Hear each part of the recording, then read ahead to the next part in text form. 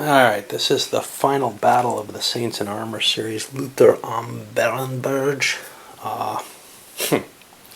So, we're back to steep slopes, but there's a broad plain in most of it. There's just this one crossing of the stream bed that looks particularly dangerous. There's these harsh cliffs here. Now, I've got over here, let's see if I can straighten things up. It's a bunch of excess units. Somewhat of a couple of these, I'm not sure what their relationship is. I didn't look them up particularly.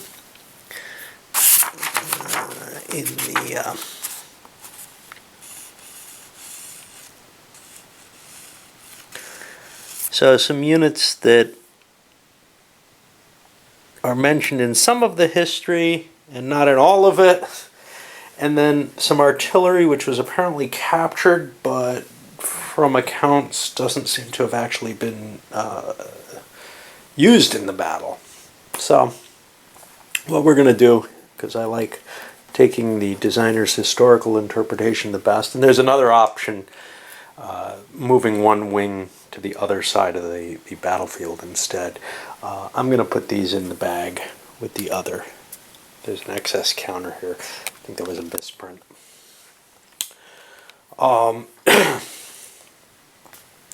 So what we've got is a small row of Catholic artillery here.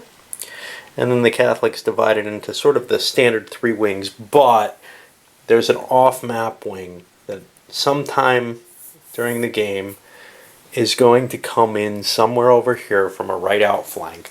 And they kind of have a surprise factor in the sense that they can be put within 2 hexes of, I think, this hex. So they can kind of just pop out of the woods in regular formation and attack from there.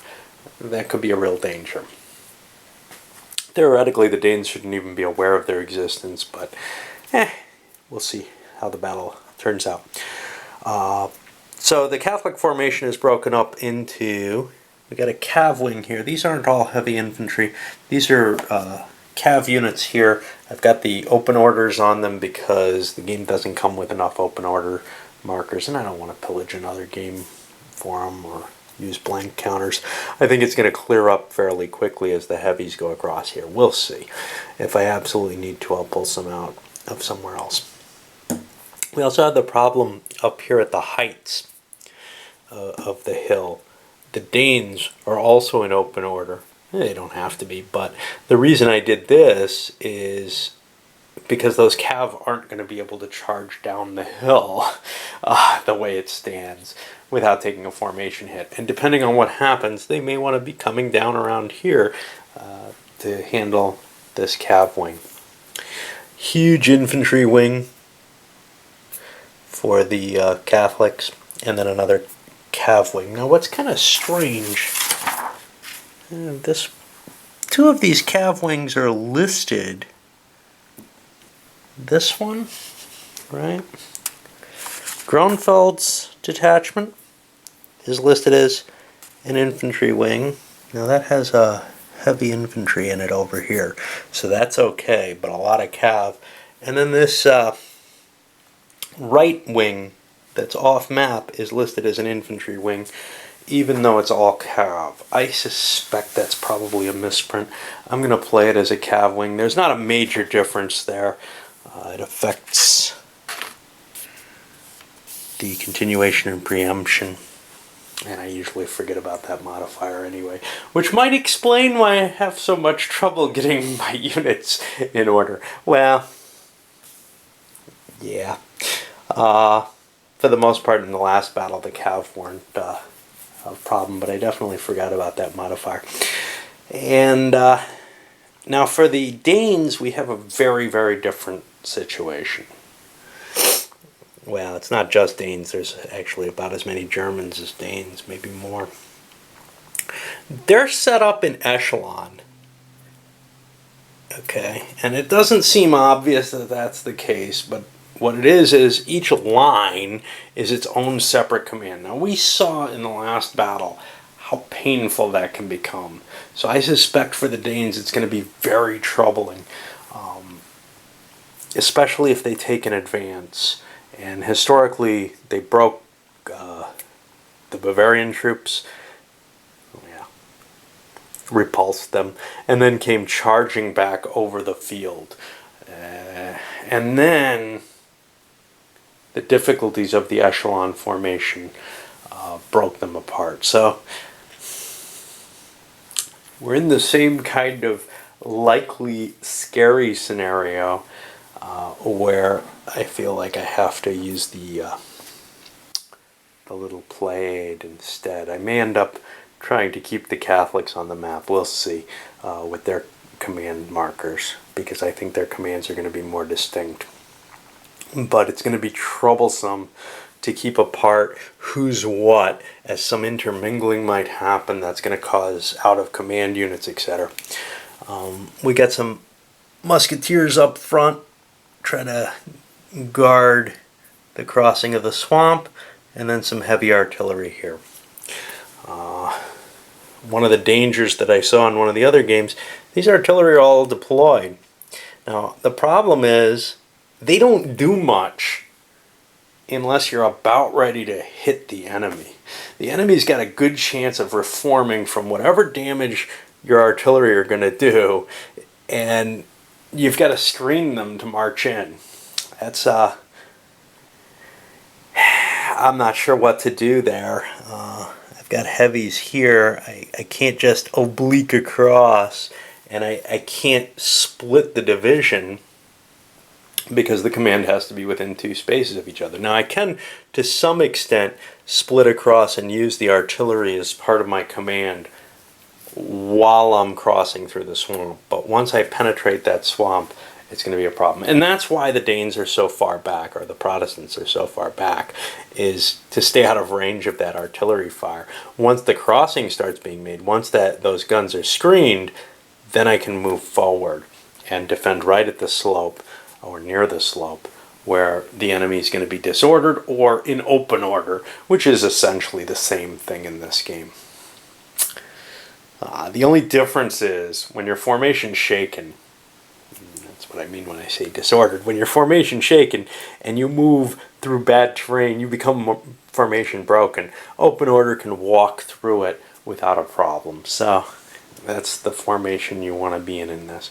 We'll see if I can handle myself a little bit better in this one. But the terrain and the situation here signifies to me this is going to be another one that probably will make me a bit grumpy, just because it's harder to handle the units under these kind of conditions. And we open things up with Gronsfeld's wing in charge. It slams across, trying to pick off the Protestant cav that's up there. A lot of countercharging was done. Pretty much got two dead units over there for the Catholics. Protestant charged them off the map. And a couple of cases with morale shaken stuff. These guys look like Protestants, and the Catholics here. The open order provided a little bit of a problem, as did my placement of my leader. The leader was with a unit. If you're really careful with what can move and what can't, you kind of have to move everything without the leader first to keep things in command. And that, when I'm paying attention to that can cause, as I was here, that can cause real kind of problems, because you gotta, if you have your leader up front, you gotta move the back units before you move the leader. And not really, because they can be chasing to catch up to being in command.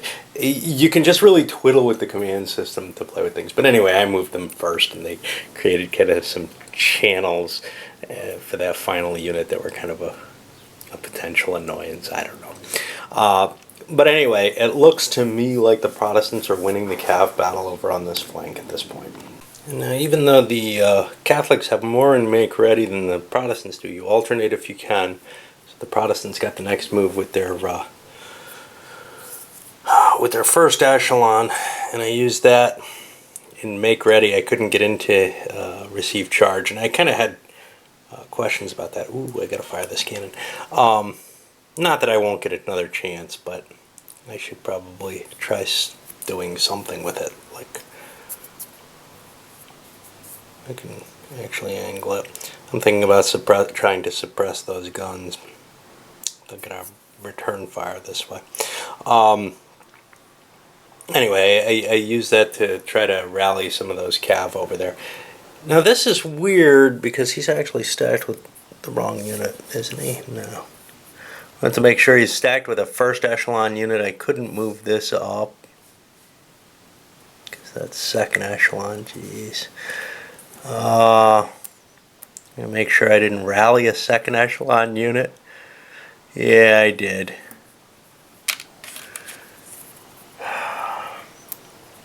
It's tough the way these cabs start getting mixed up if they're in different commands. Oh boy, this is going to be painful. So for the remainder of the Catholic activations, the cav moved over here, and I'm beginning to get rid of some of the open orders. I sent Tilly over to do that so that I don't have to be sharing counters. And I'm also hoping to get rid of some of them here. Now, here comes the problem. That first line, the first echelon, it's already gone. So now, pretty much all the things the Protestants want to do, they can't do anything useful for. And what the hell do I have back here? Why is he flipped? He has not gone yet. Oh, that second echelon. That's right. That's without, Christian's not there, and they don't get an activation on this first turn. So we only have one activation over in this final echelon. Now what's kind of cool about this third echelon is that it's all kind of smaller units. What I'm going to do with this is, like with the last kind of big flat open field with Protestant, having something a little, I thought was unable to handle the terrain that it was in. In this case, the terrain is those two units in front of it. I'm going to countermarch these guys down through the swamp here and try to take up a position in the back. I've got some cav. I've got cav on these wings to help defend the wing. It looks like the Catholics are committing up there. Worst comes to worst, if the Catholics decide not to press here, they can pull back. Artillery so far, ooh, this guy fired. This guy got a reaction fire to that guy's shifting facing, which I don't know if it generates. I think it does, yeah, because it's within grazing range. Anyway, it had no effect, so created a morale check that it passed. Anyway, we're gonna try to countermarch those guys into that place, just because I've got too much depth here. These guys are kind of interesting. I could slip them through and do something with them, but that doesn't. I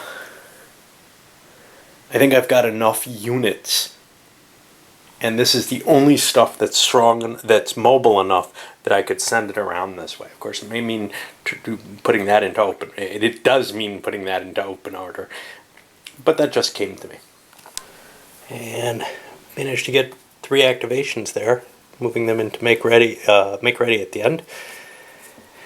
And they've pushed forward. Now we enter turn 2 now. I don't know how we check Christian. Is that at the beginning of the turn or the end? Jeez.